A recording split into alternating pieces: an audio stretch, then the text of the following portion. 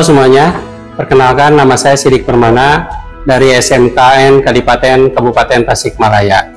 Pada saat ini saya adalah peserta upskilling dan reskilling yang diselenggarakan oleh Balai Besar Pengembangan Penjaminan Mutu Pendidikan Vokasi di bidang bisnis dan pariwisata pada tahun 2024, angkatan keempat.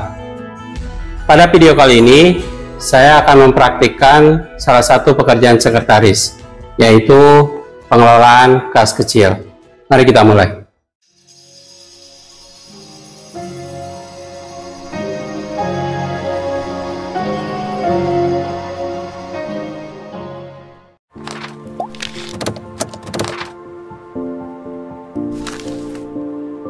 Baik, pada tugas kali ini terkait dengan mengelola kas kecil adalah aktivitas penting dalam administrasi keuangan perusahaan. Kas kecil adalah dana yang disediakan untuk pengeluaran operasional sehari-hari yang bersifat mendadak dan jumlahnya relatif kecil. Nah, untuk pengerjaan tugas kali ini saya akan menjelaskan sedikit terlebih dahulu terkait dengan mengelola kas kecil atau pengelolaan keuangan sederhana.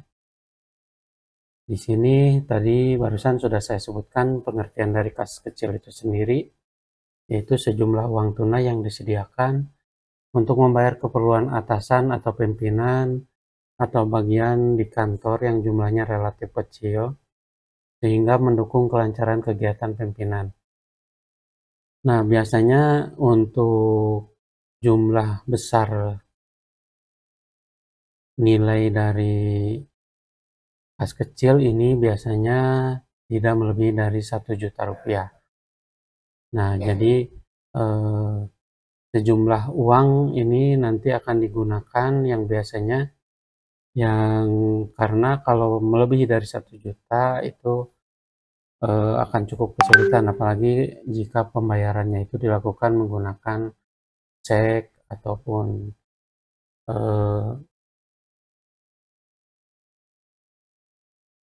penggunaan bukti pengeluaran lainnya. Nah, selanjutnya untuk tujuannya tentu saja ini dibentuknya kas kecil adalah untuk membayar pengeluaran yang jumlahnya kecil, kemudian untuk membayar pengeluaran yang bersifatnya mendadak, kemudian untuk keperluan pembayaran yang jumlahnya kecil dan tidak praktis bila dibayar dengan cek, kemudian untuk membantu kelancaran kegiatan pimpinan, kemudian untuk membantu administrasi kantor atau sekretaris dalam melaksanakan tugasnya, yaitu memberikan pelayanan yang optimal kepada kolega dan pelanggan.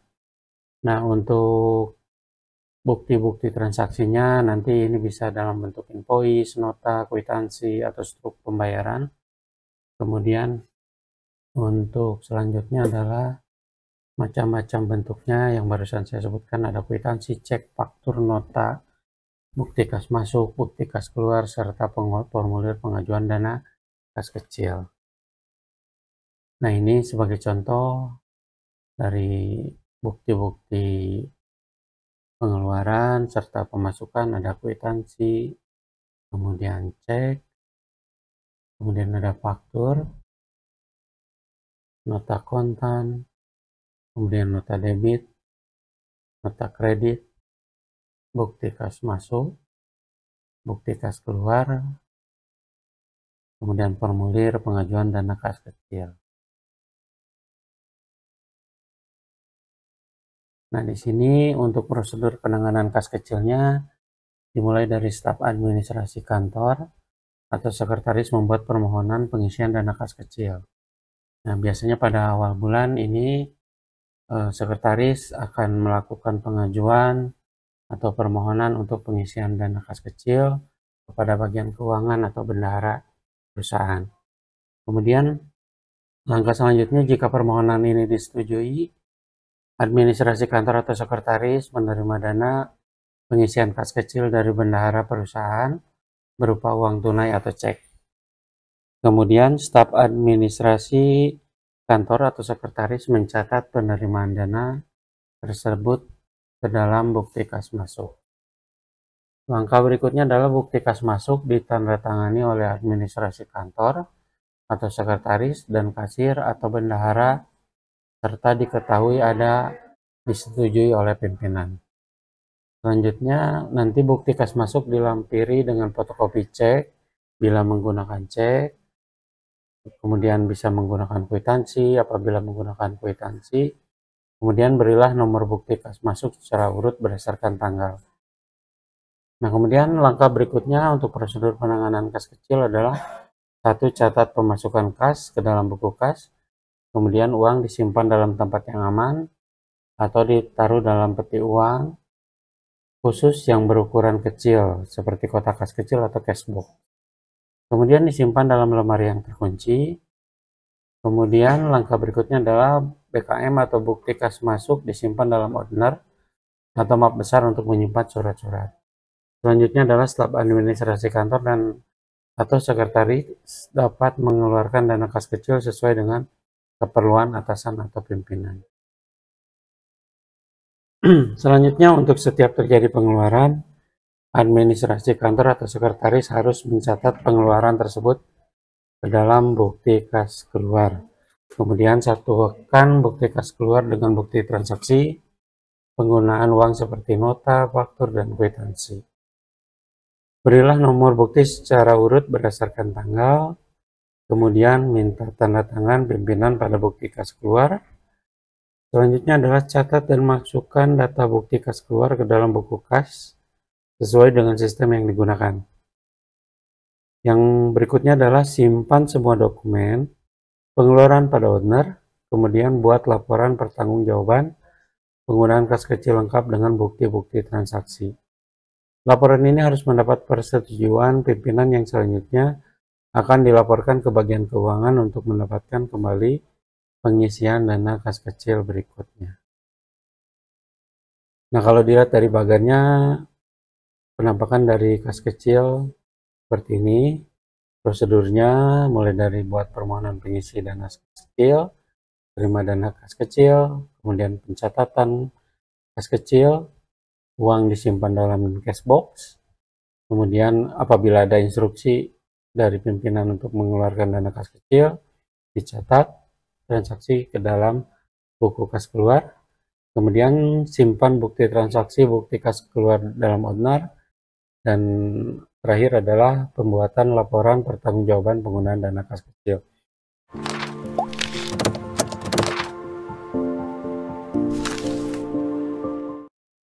Baik, langkah selanjutnya kita akan melakukan transaksi kas dan non-kas. Sebelumnya telah diketahui bahwa kas kecil menggunakan dana tetap dan sisa saldo bulan sebelumnya yaitu sebesar Rp750.000, sehingga selanjutnya selama kurun waktu satu periode di bulan Juli kemarin terkumpullah beberapa bukti transaksi mulai dari invoice, kemudian struk, nota, kwitansi, dan lainnya. Nah, di sini di sebelah kiri ini adalah bukti-bukti transaksi mulai dari kwitansi, nota selama 1 bulan terakhir, yaitu pada bulan Juli. Kemudian di sebelah kanan adalah bukti cetak atau pemasukan kas serta bukti keluar kas. Nah, di sini bukti transaksi selama satu periode 1 bulan tersebut kita catat ke dalam bukti transaksi pengeluaran atau pemasukan kas seperti yang terlihat di dalam layar. Contohnya untuk kwitansi pembayaran kita pada tanggal 1 Juli terjadi pengisian kembali dana kas kecil sebesar Rp9.250.000. Nah, dicatat di dalam bukti pemasukan kas. Di dalam bukti pemasukan kas kita catat terlebih dahulu nomor bukti kas masuknya dengan nomor 01 garis miring BKM bukti kas masuk garis miring SKI jadi Kreatif Indonesia garis miring Romawi 7 yaitu pada bulan Juli dan garis miring 24 pada tahun 2024.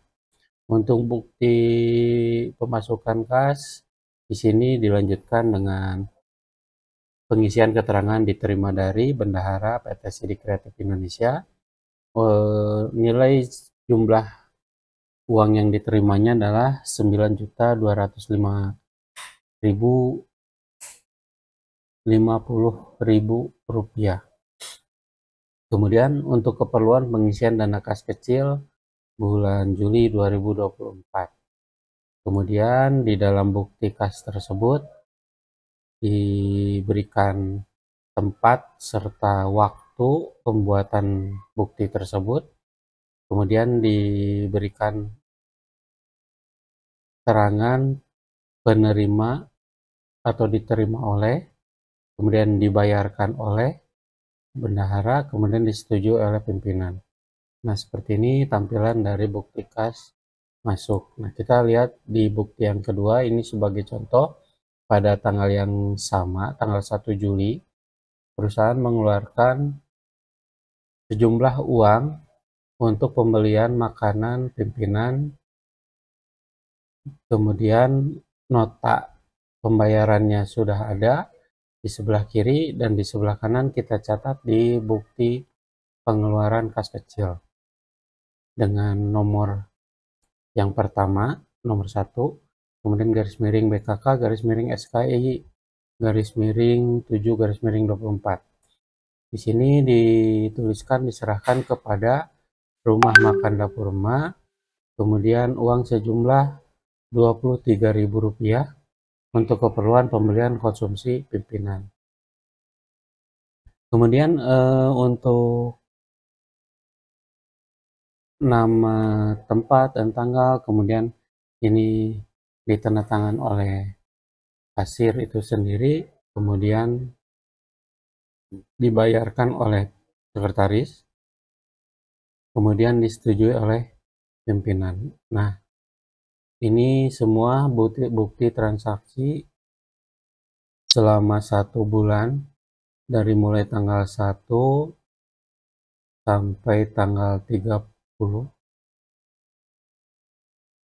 atau yang paling terakhir di sini pengeluaran perusahaan itu tanggal 28 Juli dipindahkan atau dicatat kembali ke dalam bukti kas masuk dan bukti kas keluar.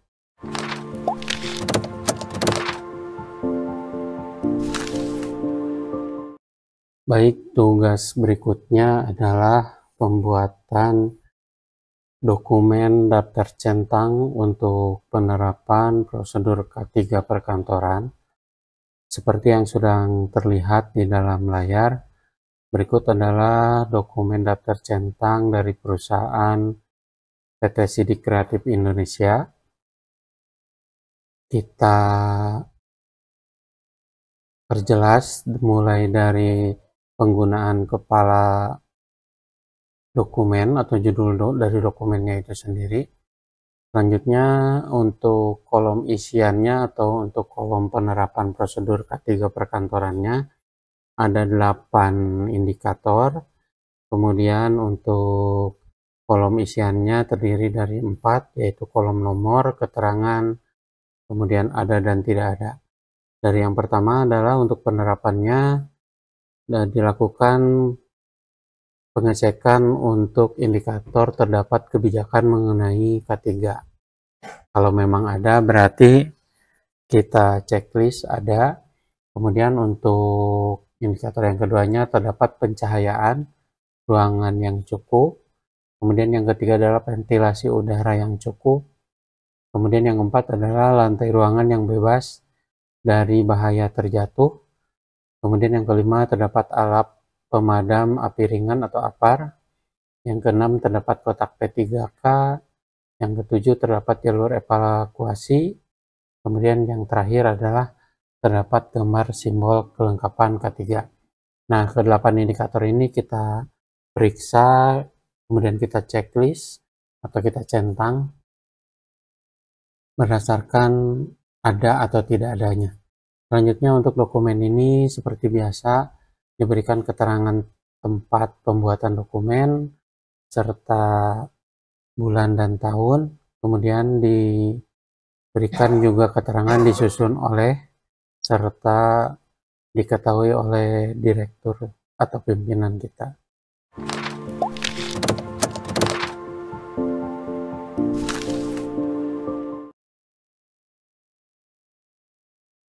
Selanjutnya adalah dokumen untuk daftar centang penerapan prosedur keamanan untuk meminimalisir pencurian kas kecil.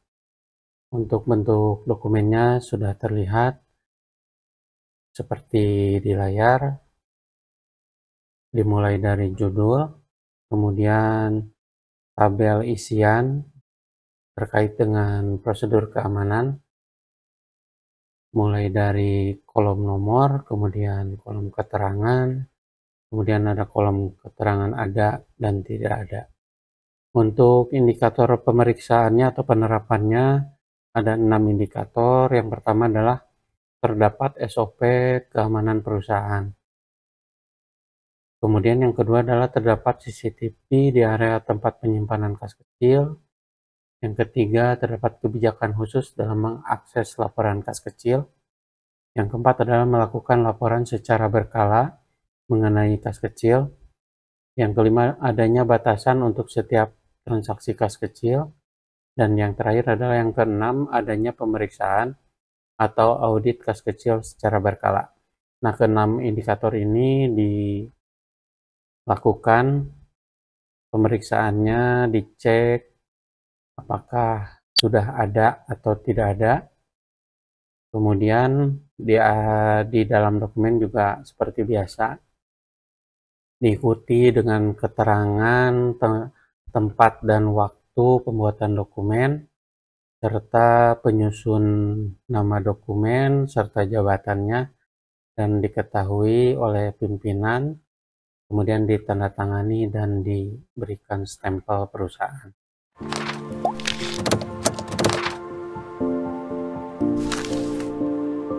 Baik, langkah selanjutnya adalah di pekerjaan yang kelima, yaitu membuat laporan kas kecil. Untuk pembuatan laporan kas kecil tadi pada tayangan sebelumnya kita memindahkan bukti transaksi ke bukti kas masuk dan bukti kas keluar perusahaan dari sebelah kiri ke sebelah kanan. Nanti setelah dari pencatatan bukti kas masuk dan bukti kas keluar, kita tulis di laporan dana kas kecil seperti yang sedang terlihat saat ini. Untuk laporan dana kas kecil, judulnya, kemudian periodenya per bulan Juli 2024. Kemudian laporan dana kas kecil ini terdiri dari beberapa kolom, mulai dari kolom tanggal, kemudian nomor bukti, kemudian keterangan, penerimaan, pengeluaran, kemudian ada kolom perkiraan dengan nomor akun 201, yaitu untuk konsumsi, 202 untuk ATK, 203 untuk transportasi, 204 untuk lain-lain. Nah, sebagai contoh tadi pada awal bulan kita tersisa sisa saldo kecil bulan Juni 2024 yaitu sebesar Rp750.000 di sebelah sini. Kemudian pada tanggal 1 sesuai dengan bukti kas masuk, di sini kita melakukan pengisian dana kembali atau dana kas kecil pada bulan Juli tanggal 1 sebesar Rp9.250.000. Kita catat nomor buktinya, kemudian keterangannya, pengisian dana kas kecil, kemudian jumlah penerimaannya Rp9.250.000, sehingga jumlahnya itu adalah 10 juta totalnya. Nah, kemudian kita lanjutkan ke bukti kas berikutnya, yaitu tentang bukti pengeluaran kas kecil atau BKK. Di sini perusahaan mengeluarkan sejumlah uang kecil sebesar 23.000 untuk pembelian konsumsi pimpinan pada tanggal 1 Juli. Nah, kita catat tanggal 1 Juli, kemudian nomor buktinya, yaitu 01 BKK garis miring SKI garis miring 7 Romawi, kemudian garis miring 24. Nah, ini disesuaikan, kita tinggal pindahkan saja ke kolom-kolom yang sudah disediakan. Untuk keterangannya, pesanan konsumsi di rumah makan dapur rumah. Nah, untuk di kolom penerimaan atau pengeluarannya, kita pilih pengeluaran. Ditulis di kolom pengeluaran yaitu 23.000. Kemudian di kolom perkiraannya kita masukkan ke dalam akun 201 yaitu tentang konsumsi.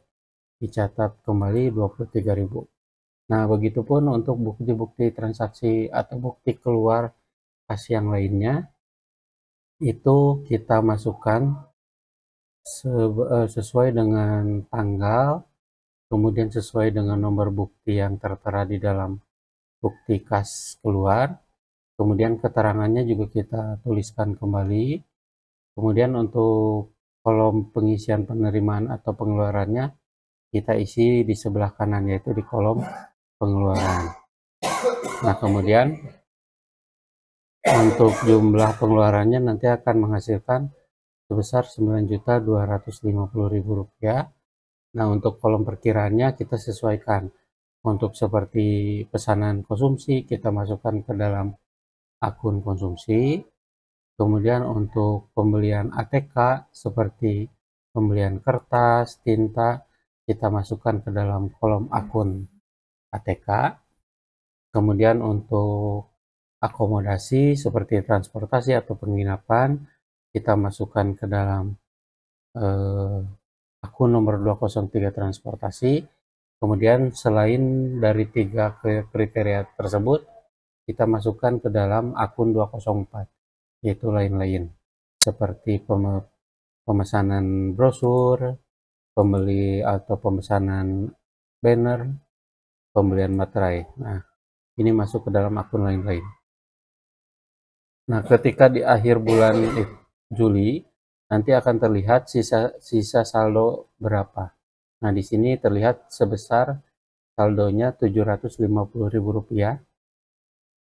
Kemudian nanti untuk saldo awal Agustus itu menjadi jumlah nilai sesuai dengan akhir dari saldo akhir bulan Juli, itu sebesar 750.000.